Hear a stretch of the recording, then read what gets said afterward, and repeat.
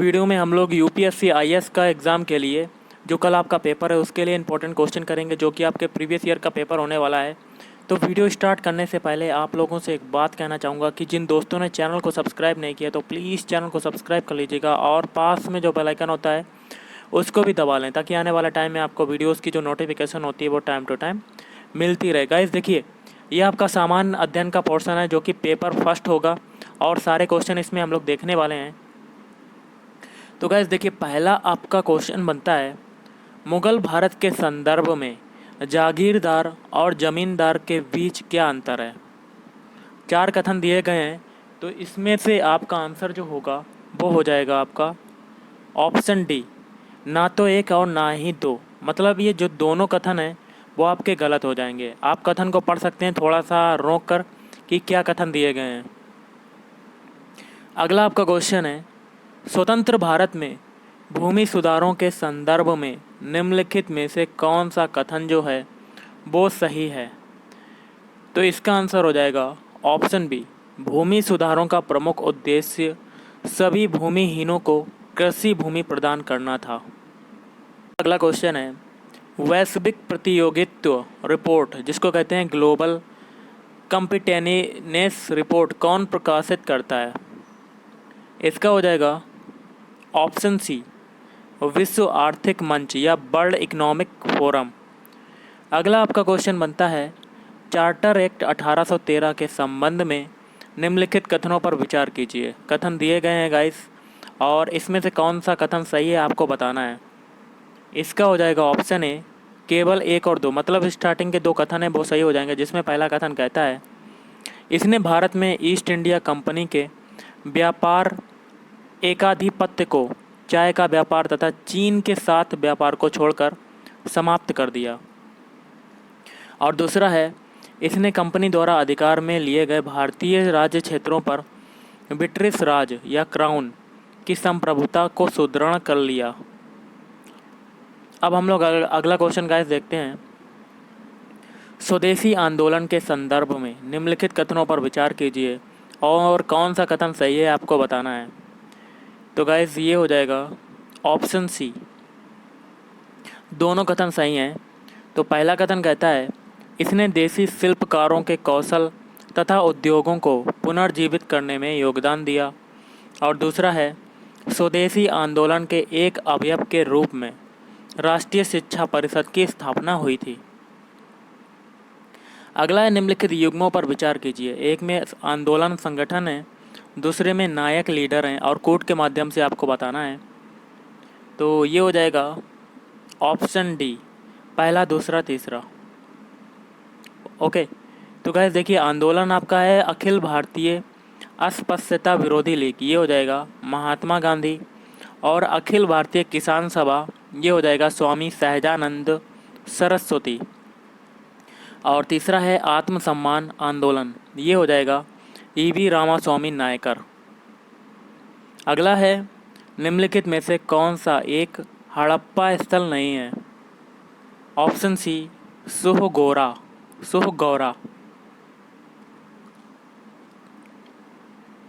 अगला आपका क्वेश्चन है, निम्नलिखित में से किस उभारदार मूर्ति शिल्प या कह सकते हैं रिलीफ स्कल्पचर शिलालेख में अशोक के प्रस्तर रूप चित्र के साथ रान्यो अशोक या कह सकते हैं राजा अशोक उल्लेखित हैं। तो ऑप्शन है कंगन हल्ली। अगला निम्नलिखित पर विचार करना है और आगे कहता है कि उपयुक्त में से कौन सी विशेषता या विशेषताएं महायान बौद्ध मत की हैं, कोर्ट के माध्यम से बताना है। तो गाइस ये हो जाएगा ऑप्शन डी, पहला दूसरा तीसरा। मतलब तीनों है, पहले में है बुद्ध में देवतारोपण, और दूसरा है बोधिसत्व के पथ पर चलना, और तीसरा है मूर्ति उपासना तथा अनुष्ठान। अगला है, गुप्त काल के दौरान भारत में बलात् श्रम कह सकते हैं विष्टि के संदर्भ में निम्नलिखित में से कौन सा कथन सही है। तो ये हो जाएगा ऑप्शन ए, इसे राज्य के लिए आय का एक स्रोत, जनता द्वारा दिया जाने वाला एक प्रकार का कर माना जाता था। अब हम लोग अगला क्वेश्चन देखते हैं, किसके राज्य में कल्याण मंडप की रचना मंदिर निर्माण का एक विशिष्ट अभिलक्षण था? Option D, Vijayanagar. अगला है, निम्नलिखित कथनों पर विचार करना है और आपको बताना है कोड के माध्यम से कौन सा कथन सही है। ऑप्शन ए हो जाएगा केवल एक वाला। पहला कथन क्या है? दिल्ली सल्तनत के राजस्व प्रशासन में राजस्व वसूली के प्रभारी को आमिल कहा जाता था। अगला है, निम्नलिखित कथनों पर विचार कीजिए और कौन सा कथन सही है कोड के माध्यम से बताना है। ऑप्शन डी, ना तो एक और ना ही दूसरा। आप थोड़ा सा वीडियो रोक कर दोनों कथन को देख सकते हैं, ये दोनों कथन आपके गलत हो जाएंगे। ओके, अब हम लोग अगला क्वेश्चन देखते हैं। भारत में ब्रिटिश औपनिवेशिक शासन के संदर्भ में निम्नलिखित कथनों पर विचार करना है और कोड के माध्यम से बताना है कि क्या होगा, कौन सा कथन सही है। ऑप्शन बी हो जाएगा केवल एक और तीन। पहला कथन है, महात्मा गांधी गिरमिटिया या कह सकते हैं इंडेचर्ड लेबर प्रणाली के उन्मूलन में सहायक थे। और तीसरा है आपका, भारत के लोगों द्वारा नमक कानून तोड़े जाने के परिणाम स्वरूप औपनिवेशिक शासकों द्वारा भारतीय राष्ट्रीय कांग्रेस को अवैध घोषित कर दिया गया था। अगला है, भारतीय राष्ट्रीय आंदोलन के संदर्भ में निम्नलिखित युग्मों पर विचार करना है। एक में व्यक्ति हैं और दूसरे में धारित पद हैं और कोड के माध्यम से आपको बताना है। ऑप्शन डी हो जाएगा, पहला दूसरा तीसरा, ये सही हो जाएंगे। पहला है, व्यक्ति हैं सर तेज बहादुर सप्रू, इनके जो धारित पद थे अध्यक्ष थे अखिल भारतीय उदार संघ। और दूसरे हैं केसी नियोगी, ये हैं सदस्य संविधान सभा। और तीसरे हैं पीसी जोशी, ये हो जाएंगे महासचिव भारतीय साम्यवादी दल। नेक्स्ट क्वेश्चन आपका देख लेते हैं। मियां तानसेन के संदर्भ में निम्नलिखित में से कौन सा कथन सही नहीं है? तो गाइस ये हो जाएगा ऑप्शन है, सम्राट अकबर द्वारा उन्हें दी गई उपाधि तानसेन थी, ये गलत हो जाएगा। और बाकी के जो तीन हैं वो सही हो जाएंगे।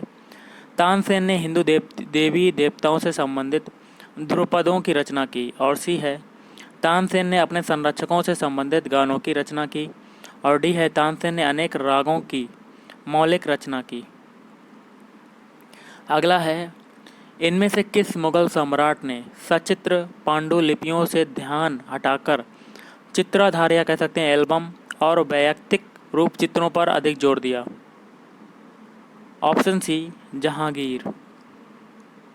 अगला है, निम्नलिखित में से कौन सा नेशनल पार्क पूर्णतया शीतोष्ण अल्पाइन कटिबंध में स्थित है? ऑप्शन डी हो जाएगा, फूलों की घाटी नेशनल पार्क। अगला आपका क्वेश्चन गाइस देखते हैं। अटल नव प्रवर्तन इनोवेशन मिशन किसके अधीन स्थापित किया गया है? तो ये हो जाएगा ऑप्शन सी, नीति आयोग। अगला है, जून की 21 तारीख को सूर्य क्या होगा? तो ऑप्शन ए, उत्तर ध्रुवीय व्रत पर क्षितिज के नीचे नहीं डूबता है। नेक्स्ट आपका क्वेश्चन गाइस देखते हैं। निम्नलिखित में से कौन सा एक पादप समूह नवीन विश्व या कह सकते हैं न्यू वर्ल्ड में कृषि योग्य बनाया गया तथा इसका प्राचीन विश्व ओल्ड वर्ल्ड में प्रचलन शुरू किया गया? तो ये हो जाएगा ऑप्शन ए, तंबाकू, कोको और रबड़। अगला है, निम्नलिखित कथनों पर विचार करना है और कोड के माध्यम से बताना कि कौन सा कथन सही है। तो इसका आंसर हो जाएगा ऑप्शन ए, केवल एक वाला कथन। पहला कथन क्या है? एशियाई शेर प्राकृतिक रूप से सिर्फ भारत में पाया जाता है। ओके, अब देखिए अगला है, निम्नलिखित युग्मों पर विचार करना है। प्रसिद्ध स्थान है और नदी हैं और आपको कोड के माध्यम से बताना है कि सही सुमेलित कौन सा है। इसका हो जाएगा ऑप्शन ए, केवल एक और दो।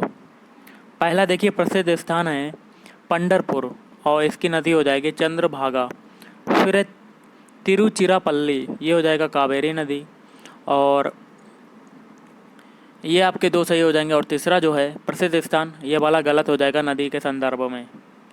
ओके, अब हम लोग अगला देखते हैं क्वेश्चन।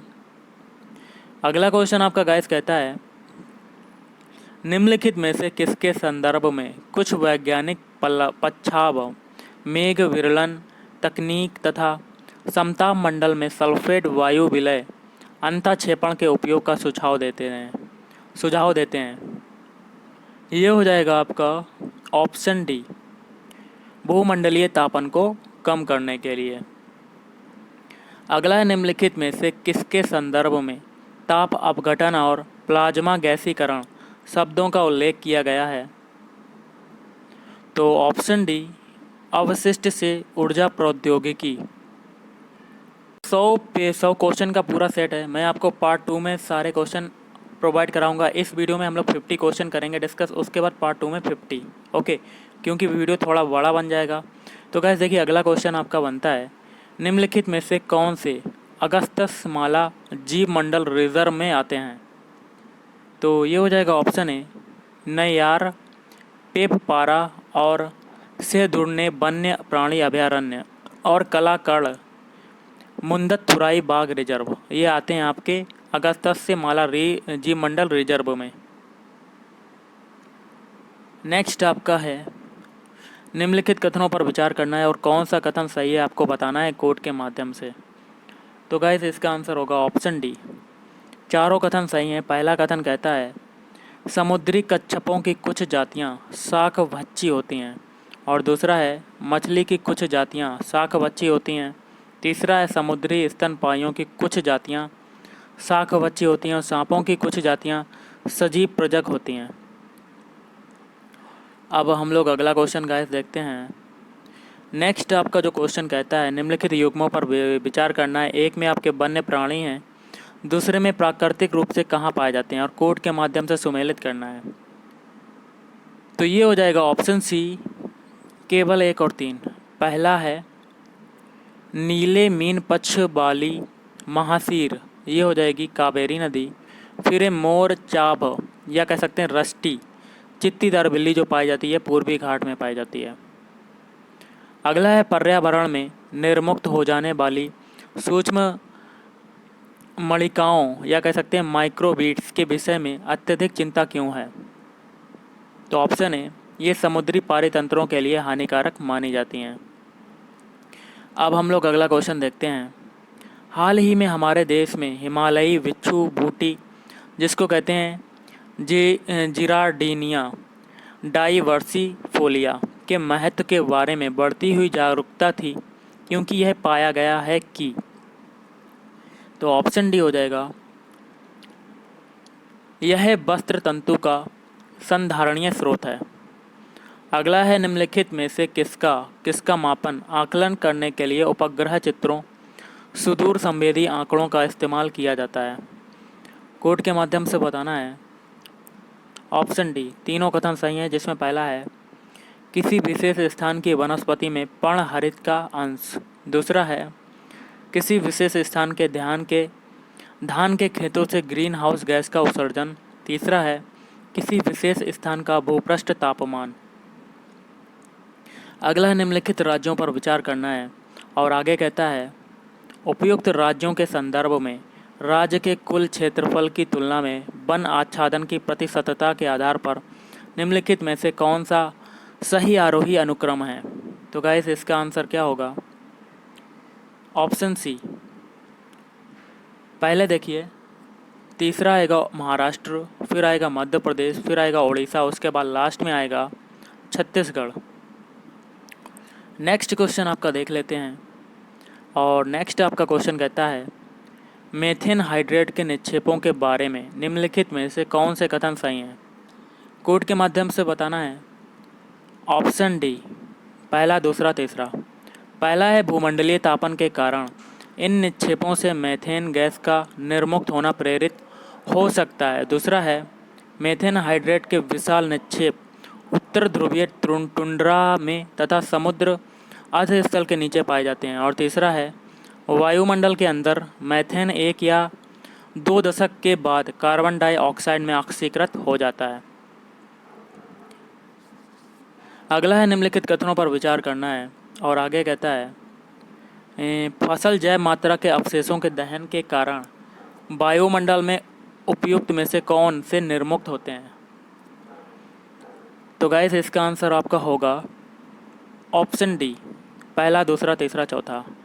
पहला है कार्बन डाइऑक्साइड, कार्बन मोनोऑक्साइड, दूसरा है मीथेन, तीसरा है ओजोन और चौथा है सल्फर डाइऑक्साइड।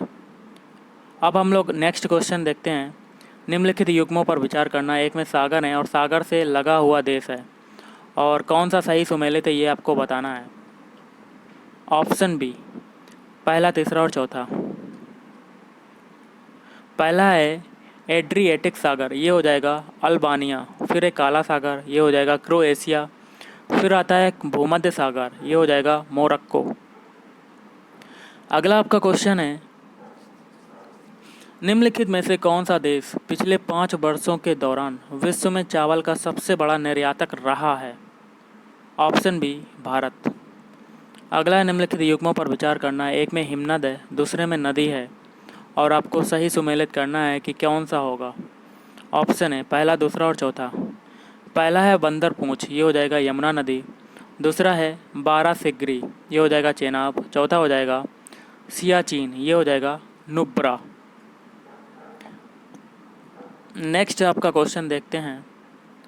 भारत में कार्बोफ्यूरेन, मेथिल पैराथियोन, फोरेट और ट्राईएजोफोस के इस्तेमाल को आशंका से देखा जाता है। ये रसायन किस रूप में इस्तेमाल किए जाते हैं।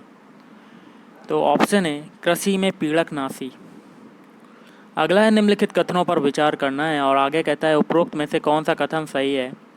तो गैस देखिए, इसका आंसर होगा ऑप्शन सी, केवल तीसरा वाला।